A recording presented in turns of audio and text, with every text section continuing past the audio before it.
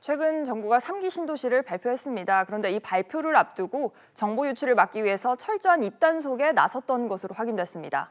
관련 정보를 미리 알고 있던 공무원과 전문가들은 유출하면 처벌된다는 경고 문자를 지속적으로 받았고 일부는 각서까지 썼는데요. 취재기자 연결해서 좀 더 자세히 알아보겠습니다. 이광호 기자.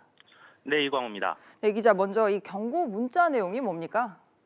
네, 신도시 관련 정보를 누설하거나 사적 이익을 위해 사용할 경우 처벌받을 수 있다는 내용입니다. 이 문자를 한 번만 보낸 것도 아니고 신도시 관련 정보를 얻은 지자체장이나 청와대 관계자, 또 전문가 그룹 민간인 등 218명에게 국토교통부는 몇 달간 주기적으로 문자를 보냈습니다. 심지어 발표 일주일 전부터는 하루도 거르지 않고 문자가 보내졌다는 게 국토부 설명입니다.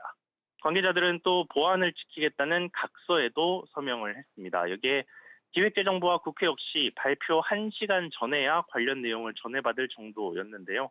지난해 신도시 관련 정보가 국회에 유출돼 논란이 일었던 만큼 이런 문제를 사전에 잡고자 한 것으로 해석됩니다.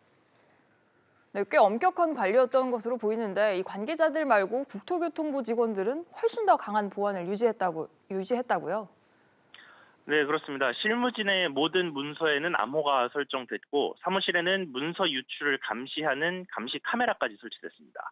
또 발표 20일 전부터는 말실수를 막기 위해 실무진에게 술을 마시지 말라는 금주령까지 떨어졌고 발표 바로 전날에는 서울 호텔에서 합숙까지 하면서 마무리 작업을 진행했습니다.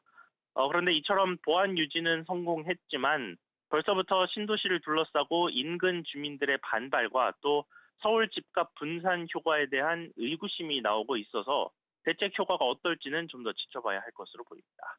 지금까지 SBS CNBC 이광호입니다.